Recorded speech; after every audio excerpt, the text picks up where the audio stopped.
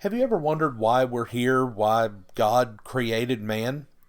Well, this question is one that has puzzled many down through the ages. Many have groped to find the meaning for life on earth, but unfortunately, far too many have not found the reason for our existence because they've looked in the wrong places for the answer. To some, man is here for the purpose of getting ahead in life materially. They're the ones who devote their lives to making money. To them, business is the most important thing in life. They regard it as a challenge, or they simply want more of the things that money can buy. Along with this class are those who think that the purpose of life is to lay up security for old age, and so their youth is dedicated completely toward that end.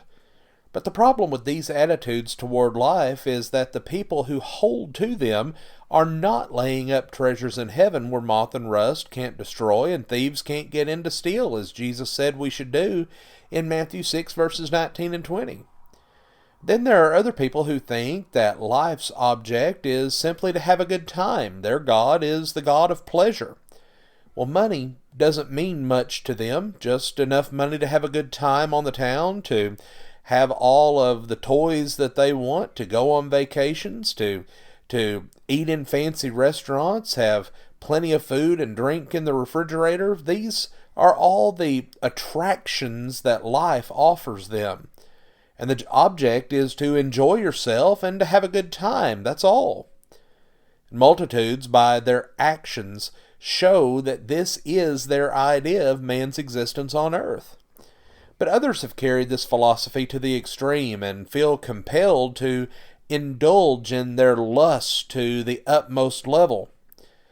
To this class, things such as illicit sexual behavior, overindulgence in eating and drinking, and even wild and violent things of life seem normal. That is their aim, that is their purpose, and they seem bent on self-destruction as they drive their bodies ultimately to an early grave.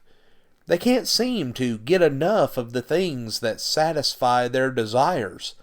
The gratification of their lust is all that matters to them, and they would rather be dead than live any other way. But there is still another class of people who think that life's aim is to improve themselves intellectually. They spend most of their time learning new things, and they have such a great thirst for knowledge that their entire lives are spent striving to improve their minds. They can't read enough books, attend enough lectures, or get enough schooling to satisfy their intense desire for knowledge. These are the ones who feel that life's purpose is wrapped up in the wisdom and knowledge that man may acquire on this earth. And the sad thing about all these different attitudes toward life is they all miss the mark. Man was not put here simply to eat, drink, and be merry, to get ahead financially, or to expand his knowledge. Solomon, the wisest man who ever lived, tried all of those things. He tried accumulating property and wealth, and even became the richest man on earth. But then he complained in Ecclesiastes 2:11, "Behold, all was vanity and vexation of the spirit, and there was no profit under the sun." Then he tried pleasure. Remember that there was no pleasure that such a king could not have. He said, "I said in my heart, go to now, I will prove thee with mirth. Therefore enjoy pleasure. And behold, this also is vanity. I said of laughter, it is mad, and of mirth, what does it?" He tried knowledge to satisfy himself, and even became a great writer.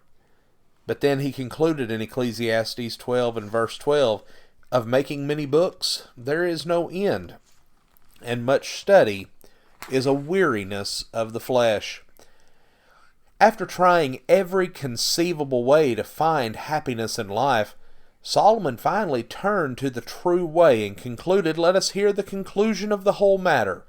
Fear God and keep his commandments, for this is the whole duty of man. For God shall bring every work into judgment with every secret thing, whether it be good or whether it be evil." Ecclesiastes 12 verses 13 and 14.